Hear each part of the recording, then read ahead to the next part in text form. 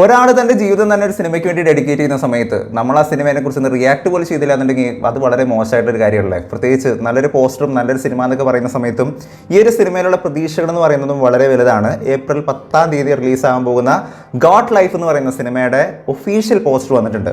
ഈ സിനിമയെ കുറിച്ച് പറയുന്ന സമയത്ത് ഞാൻ ആദ്യമേ തന്നെ പറയുന്ന ഒരു കാര്യം എന്ന് പറയുന്നത് ബ്ലെസ്സി എന്ന് പറയുന്ന ഒരു ഡയറക്ടറിനെ കുറിച്ചാണ്. ബ്ലെസ്സി എന്ന് പറയുന്ന ഡയറക്ടറിന്റെ ഏറ്റവും നല്ല സിനിമകളെ കുറിച്ച് പറയുന്ന സമയത്ത് എൻ്റെ മനസ്സിലോട്ട് ആദ്യം വരുന്ന സിനിമ എന്ന് പറയുന്നത് മോഹൻലാലിന്റെ തന്മാത്ര എന്ന് പറയുന്ന സിനിമയാണ്. തന്മാത്ര മൂവി കണ്ടേക്കുന്ന ആരായാലും ഒന്ന് അറിഞ്ഞിട്ടുണ്ടാവും. കാരണം പെർഫോമൻസ് കൊണ്ടും സിനിമ ക്യാപ്ചർ ചെയ്തേക്കുന്ന ആ രീതി കൊണ്ടും നമ്മളെങ്ങനെ കൺവിൻസ് ചെയ്യാനായിട്ട് ആ സിനിമയുടെ സ്റ്റോറിനെ കൊണ്ട് ആക്ച്വലി സാധിച്ചിട്ടില്ല.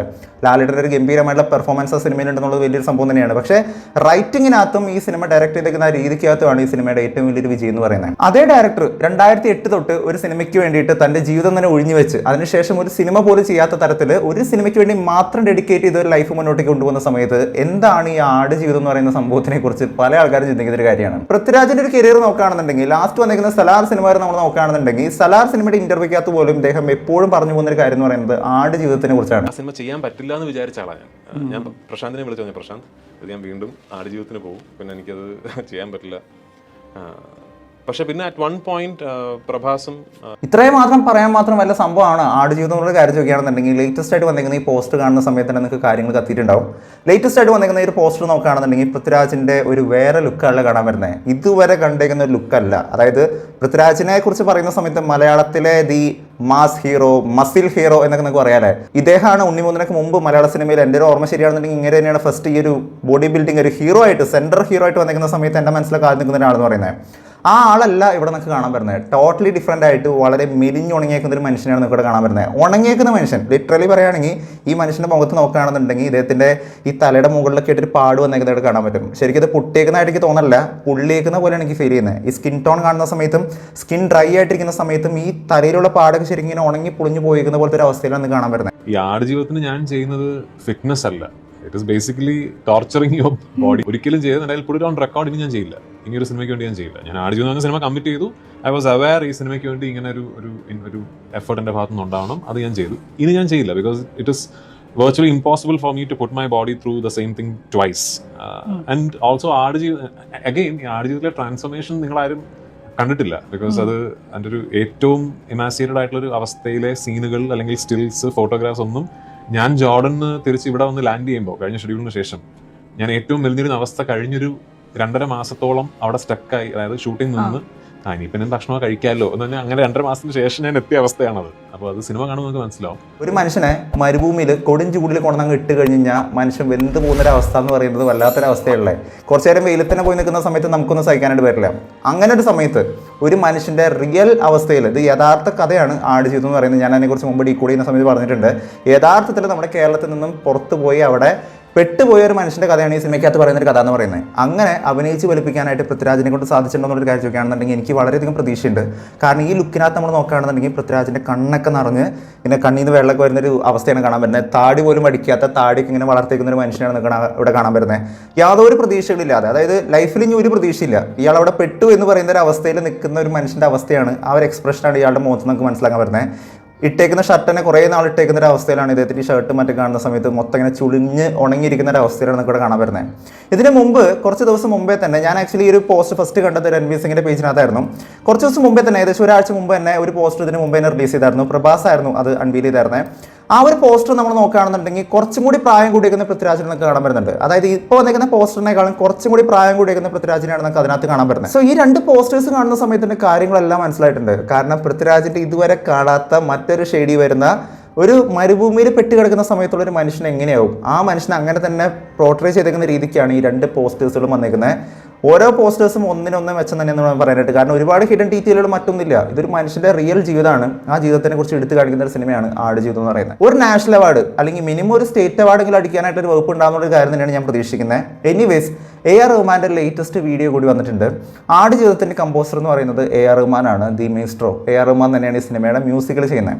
ആട് ജീവിതം പോലൊരു സിനിമയ്ക്ക് AR റഹ്മാൻ്റെ ഒരു മ്യൂസിക്കിലൂടെ വരുന്ന സമയത്ത് എങ്ങനെയായിരിക്കും എന്നുള്ളൊരു കാര്യം നോക്കുകയാണെന്നുണ്ടെങ്കിൽ ലേറ്റസ്റ്റ് ആയിട്ട് വന്നേക്കുന്ന ഹാപ്പി ബർത്ത്ഡേ AR റഹ്മാൻ എന്ന് പറഞ്ഞ് വന്നേക്കുന്ന ഒരു പോസ്റ്റ് കാണുന്ന സമയത്ത് ഇതിനകത്തുള്ള പ്രതീക്ഷകൾ വീണ്ടും കൂടിക്കൊണ്ടിരിക്കുകയാണ്.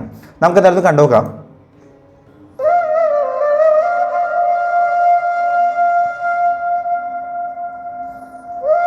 To the musical maestro. ആ ഏരിയ കണ്ടോ?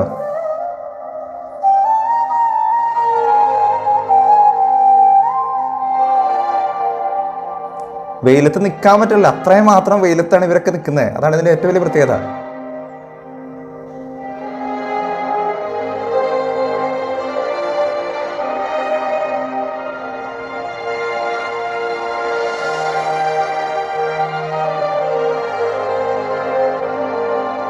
ആടുകൾ കണ്ടോ?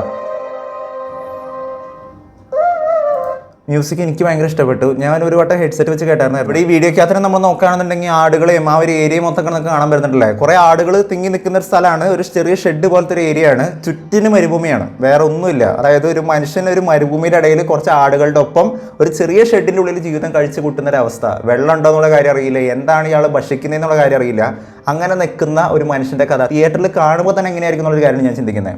ഒരു മനുഷ്യൻ ഇത് സർവൈവ് ചെയ്ത് പോകുന്നു, പക്ഷെ കാണുന്ന സമയത്ത് തന്നെ നമ്മുടെ തന്നെ ഉള്ള അതാണ് ആ ലെവലിലാണ് ഇതിൻ്റെ ആ ഒരു ഏരിയ എന്ന് പറയുന്നത്. കാരണം ഞാൻ ആലോചിക്കുകയാണ്, ഇങ്ങനെ ഒറ്റപ്പെട്ട് കിടക്കുന്ന ഒരു മരുഭൂമിയുടെ ഇടയിൽ ഒരു കുറച്ച് ആടുകളുടെ ഒപ്പം ഇങ്ങനെയാണ് ഒരു മനുഷ്യന് ജീവിക്കാൻ പറ്റുക.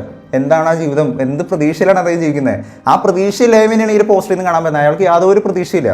ഇത് ഇയാൾ എങ്ങനെ ഇതിന് സർവൈവ് ചെയ്യുന്നോ, ഇയാൾ രക്ഷപ്പെടുന്നോ, യാതൊരു പ്രതീക്ഷയില്ലാത്തൊരു മനുഷ്യൻ്റെ അവസ്ഥയാണെന്നൊക്കെ ഈ പോസ്റ്റിൽ നിന്ന് കാണാൻ പറ്റുന്ന ഒരു കാര്യം എന്ന് പറയുന്നത്. ഉദ്ദേശ രീതിക്കുള്ള പെർഫോമൻസ് സിനിമയ്ക്കകത്ത് ഉണ്ടെന്നുണ്ടെങ്കിൽ നെക്സ്റ്റ് സെൻസേഷൻ ആയിരിക്കും പടം എന്ന് പറയുന്നത്. സലാറിനകത്തൊക്കെ ഒരു പാൻ ഇന്ത്യൻ സ്റ്റാർ എന്ന് പറയുന്ന ലേബലാണ് പൃഥ്വിരാജിന് കിട്ടിയിരിക്കുന്നത്. പക്ഷേ ഇതായിരിക്കും യഥാർത്ഥ പാൻ ഇന്ത്യൻ സംഭവം എന്നുള്ളൊരു കാര്യമാണ് എനിക്ക് ആക്ച്വലി ഫീൽ ചെയ്യുന്ന ഒരു കാര്യം എന്ന് പറയുന്നത്. ആക്ച്വലി ഇത് ഇപ്പോൾ വന്നിരുന്ന വീഡിയോ ആയിരുന്നില്ലേ, കുറച്ചാൾ മുമ്പ് തന്നെ വന്നിരുന്ന വീഡിയോ ആയിരുന്നു. ഇപ്പോൾ പൃഥ്വിരാജ് റീപോസ്റ്റ് ചെയ്തിരിക്കുന്ന സമയത്താണ് ഞാൻ വീണ്ടും കണ്ടത്. ശരിക്കും അന്ന് ഈ ഒരു മ്യൂസിക് കേൾക്കുന്ന സമയത്ത്, ഹെഡ്സെറ്റ് കേൾക്കുന്ന സമയത്താണ് അതിൻ്റെ ഫീൽ ശരിക്കും മനസ്സിലാക്കാൻ പറ്റിയിരുന്നത്. ഒരു വല്ലാത്തൊരു ഫീലായിരുന്നു.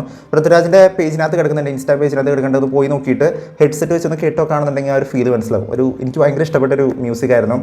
റഹ്മാൻ എന്ന് പറയുന്നത് ഇങ്ങനത്തെ പാട്ടുകൾ ചെയ്യാനായിട്ട്, ഈ മെലഡി ടൈപ്പ് കുത്തിക്കേറുന്ന സാധനങ്ങൾ ചെയ്യാനായിട്ട് പൊളിയാണ്. സോ ആ ഒരു ലെവൽ സാധനത്തിൻ്റെ ഒപ്പം തന്നെ ഒരു യഥാർത്ഥ സ്റ്റോറിയുടെ ഒരു പോർട്രേ ഒരു മനുഷ്യൻ ചെയ്യുന്ന സമയത്ത് എന്തായിരിക്കും തിയേറ്ററിൽ സംഭവിക്കാൻ പോകുന്നത് എന്നുള്ളൊരു കാര്യം ഞാൻ ഭയങ്കരമായിട്ട് എക്സൈറ്റഡ് ആയിട്ടിരിക്കുന്ന ഒരു കാര്യമാണ്. കാരണം എന്തായിരിക്കും പൃഥ്വിരാജ് ചെയ്തു വയ്ക്കാൻ പോകുന്നത്, വേറെ ലെവൽ സാധനമായിരിക്കും എന്നുള്ളൊരു കാര്യം തന്നെയാണ് ഞാൻ പ്രതീക്ഷിക്കുന്നത്. നാഷണൽ ലെവലിലുള്ള അച്ചീവ്മെന്റുകൾ ഞാൻ വെയിറ്റ് ചെയ്യുന്നത് ഇന്റർനാഷണൽ അക്ലെയിമൊക്കെ കിട്ടാൻ വളരെ സാധ്യത. ഞാനും ഭയങ്കര വെയിറ്റ് ചെയ്യുന്ന ഒരു സിനിമയാണ് നമ്മുടെ ആടുജീവിതം. അങ്ങനെ കുറച്ച് ഹെഡ്ലൈൻസ് വരാൻ സാധ്യതയുണ്ട്. May be Oscar nomination, national award. അല്ല, ഞാൻ ആ സിനിമ അതിനുള്ള പോസിബിലിറ്റി ഉള്ള സിനിമയാണെന്നാണ് ഞാൻ മനസ്സിലാക്കുന്നത്. അത്ര എഫേർട്ട് എടുത്തിട്ടുണ്ട് ആ സിനിമയ്ക്ക് വേണ്ടി.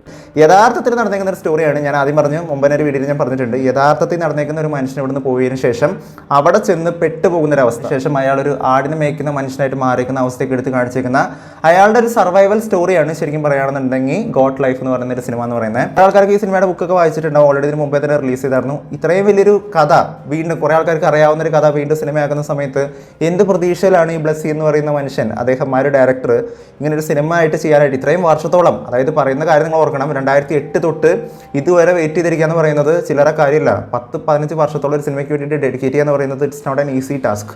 കാരണം ഒരു ടോപ്പ് നോച്ച് നിൽക്കുന്ന ഒരു ഡയറക്ടറാണ്, ഒന്നിനെ പിറകെ ഒന്നായിട്ട് അടുത്തടുത്ത പ്രൊജക്റ്റുകൾ ചെയ്യാനായിട്ട് കപ്പാസിറ്റി ഉള്ള ഒരു ഡയറക്ടറാണ്. പക്ഷേ ഒരുപാട് സ്ട്രഗിളുകൾ അനുഭവിച്ച് ഇയാൾ ഒരു സിനിമ ചെയ്തിട്ടുണ്ടെന്നുണ്ടെങ്കിൽ ഈ സിനിമയ്ക്കകത്ത് സംഭവം ഇருக்கு എന്നുള്ളൊരു കാര്യം തന്നെ എനിക്ക് തോന്നുന്നത്. എന്താണ് നിങ്ങളുടെ പ്രതീക്ഷ എന്നുള്ളൊരു കാര്യം നിങ്ങൾ താഴെ വന്ന് കമൻറ്റ് ചെയ്യുക. കാരണം പൃഥ്വിരാജിന് ഇഷ്ടപ്പെടുന്നവരുണ്ട്, ഇഷ്ടപ്പെടാത്ത ആൾക്കാരുണ്ട്. പക്ഷേ ഈ സിനിമ എന്ന് പറയുന്നത് എനിക്ക് പൃഥ്വിരാജിനെ എല്ലാം ഇവിടെ കാണാൻ പറ്റിയത് ടോട്ടലി ഒരു ഡിഫറെൻ്റ് ആയിട്ടുള്ള ഒരു സാധനമായിരിക്കും എന്നാണ് ഞാൻ ഭയങ്കരമായിട്ട് എക്സ്പെക്ട് ചെയ്യുന്നത്. എനിവേസ് ഈ സിനിമ 10-ാം തീയതി, ഏപ്രിൽ 10-ാം തീയതിയാണ് റിലീസാവാനായിട്ട് പോകുന്നത്. അന്ന് അറിയാം എങ്ങനെയായിരിക്കും ഇതിൻ്റെ ഒരു മേക്കിംഗ് എന്നുള്ള കാര്യങ്ങളൊക്കെ. ഏത് ഇൻ്റർവ്യൂക്കകത്ത് പൃഥ്വിരാജ് പറയുന്ന പോലെ എല്ലാ സിനിമകൾക്കും ടോപ്പ് നോച്ചായിട്ട് വന്നേക്കുന്ന സലാർ സിനിമയ്ക്കടക്കം വേണ്ടിയിട്ട് ഡേറ്റ് മാറ്റി വയ്ക്കാനായിട്ട് ഇടയായിരിക്കുന്ന സിനിമയാണ് ശരിക്കും ഗോട്ട് ലൈഫ് എന്ന് പറയുന്നത്. സോ എന്താണ് ഇതിന് മാത്രമേ ചെയ്തു വെച്ചേക്കുന്നത് എന്നുള്ള കാര്യം കാണാനായിട്ട് ഞാൻ ഭയങ്കരമായിട്ട് എക്സൈറ്റഡ് ആണ്. സോ നമുക്ക് എന്തായാലും കണ്ടു നോക്കാം. എന്താണ് നിങ്ങളുടെ പ്രതീക്ഷ എന്നുള്ള കാര്യം താഴെ നോക്കാം. എൻ്റെ വീഡിയോ ഇഷ്ടപ്പെടുമെങ്കിൽ വീഡിയോ ലൈക്ക് ചെയ്യുക, വീഡിയോ മാക്സിമം പേരോട് ഷെയർ ചെയ്യുക, ചാനൽ ഇഷ്ടപ്പെടുന്നുണ്ടെങ്കിൽ സബ്സ്ക്രൈബ് ചെയ്യുന്ന കാര്യം പരിഗണിച്ചേക്കുക. തൊട്ടടുത്തുള്ള ബെല്ലൈക്കൺ കൂടി നിവർത്തിക്കുകയാണെന്നുണ്ടെങ്കിൽ ലേറ്റസ്റ്റ് ആയിട്ട് വരുന്ന വീഡിയോയുടെ അപ്ഡേറ്റുകളെല്ലാം നിങ്ങൾക്ക് ഉടനടി ലഭിക്കുന്നതായിരിക്കും. മറ്റൊരു വീഡിയോ ആയിട്ട് വീണ്ടും വരുന്നവരെ it's been Donald Sebastian signing out. By.